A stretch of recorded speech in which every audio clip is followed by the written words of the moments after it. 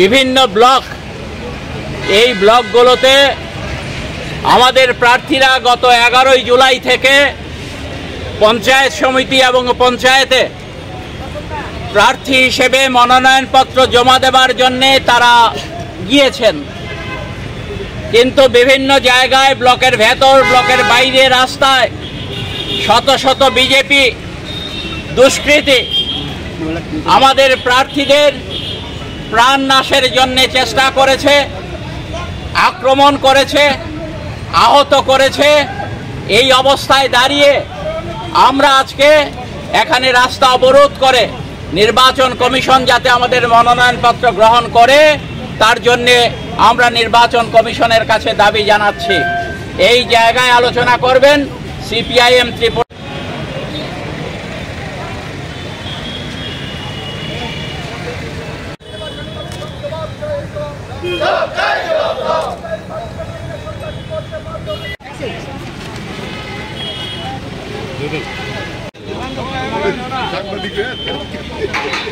আপনারা জানেন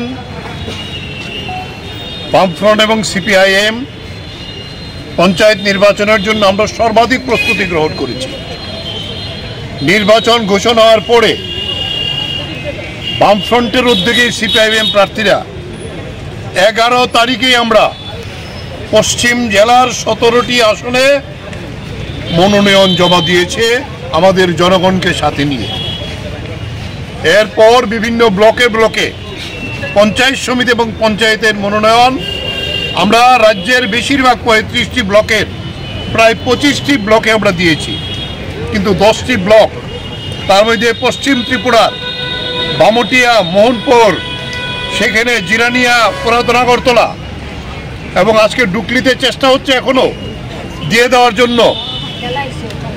নির্বাচন কমিশন, পুলিশের ডাইরেক্টর জেনারেলকে বারবার আমরা গিয়েছি যে সময় হয় বাড়াক, নাহলে পুলিশ ব্যবস্থা করুক, কিন্তু নির্বাচন কমিশন একেবারে বিজেপির পকেটে ঢুকে যাতে আমাদের প্রার্থীরা মনোনয়ন না দিতে পারে তার জন্য বামুটিয়া ব্লকে প্রথম আমাদের প্রার্থী এবং আমাদের যারা সর্বদলীয় মিটিংয়ে গিয়েছিল তাদের উপর আক্রমণ করে, আমাদের প্রার্থীদের বাড়িতে বাড়িতে গিয়ে রাত্রেবেলা বোমা বিক্ষেপ করে এবং বিভিন্ন জায়গায় আমাদের প্রার্থীদের মাথা ফাটিয়ে দিয়েছে। এখন পর্যন্ত প্রায় 20 জন আহত। এবং আপনারা জানেন রাজনগরের আমাদের জেলা পরিষদের যে প্রার্থী চিত্তাখোলাতে বাদল শীল তাকে খুন করেছে, সে প্রার্থী হওয়ার অপরাধী। এই হলো ত্রিপুরার গণতন্ত্রের অবস্থা। গোটা দেশেই তার প্রতিবাদ হচ্ছে। এই প্রতিবাদের মধ্যে আমরা বলবো যে যারা প্রার্থী আজকে দিতে পারে নাই, সমস্ত প্রস্তুতি নিয়ে এদিকে বামুটিয়া, মোহনপুর এবং জিরানিয়া এবং ওল্ড আগরতলা, ডুকলির তারা এখনো অপেক্ষা করছে। তারা আমাদের জেলা অফিসে এসেছিলেন, আমরা যোগাযোগ করার চেষ্টা করেছিলাম ডিস্ট্রিক্ট যে অফিসে, কিন্তু ডিস্ট্রিক্ট অফিসে নাকি বিজেপির তারা মনোনয়ন জমা দিবে, তাই অগত্যা বাধ্য হয়ে আমরা তাদেরকে নিয়ে এসে এই রাস্তা অবরোধ করে আমরা এই প্রতিবাদ সংগঠিত করছি। আমাদের প্রার্থীরা তাদের প্রার্থী পদের কাগজ নিয়েই আমাদের কাছে এসেছিল, তাই আমরা তো আর তাদের কোনো জবাব দিতে পারবো না। এই ত্রিপুরার মানুষের কাছে এই জবাব আমরা চাইব। এই হলো বিজেপি, তার গণতন্ত্র, এই হলো মুখ্যমন্ত্রী, বিজেপির গণতন্ত্র গোটা দেশে যা চালিয়েছে, তবে বেশি দিন আর চলবে না। মানুষ কিন্তু তৈরি হচ্ছে, খান খান করে ভেঙে যাবে এই সরকার। বিভিন্ন রাজ্যে রাজ্যে বিজেপির মধ্যে ধস নামছে একের পর এক। বলে এই জায়গায় দাঁড়িয়ে আমরা বলবো আমাদের সমস্ত বামপন্থী শক্তি, বিজেপি বিরোধী শক্তিকে আমরা একত্রিত করে এই চেষ্টা করেছিলাম। ভোট হলে ওদের খবর থাকতো না। এই জায়গায় দাঁড়িয়ে আমরা এই প্রতিবাদ এই প্রতিবাদে আমরা বলবো আমাদের প্রার্থীরা, আমাদের সমর্থকরা এখানে আগরতলা শহরের রাজধানীতে এই প্রতিবাদ আমরা সংগঠিত করছি। এই তারা কোনখানে জমা দিল রে নমিনেশনটা? Bamutia block, Mohanpur block, Jirania block, Puratan Agartala block.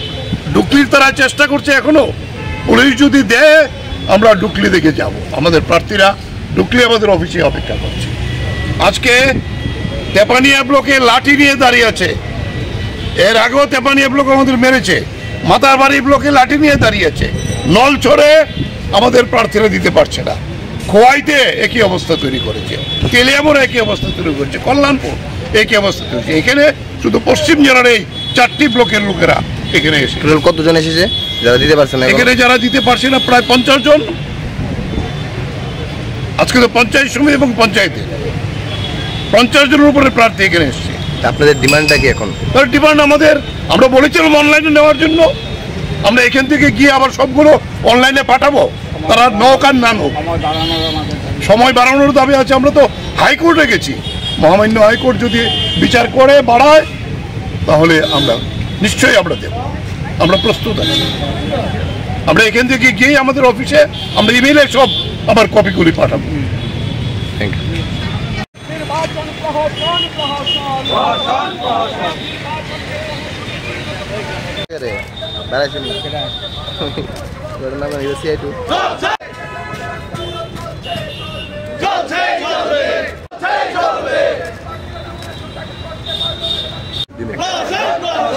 সামনে মোবাইল করে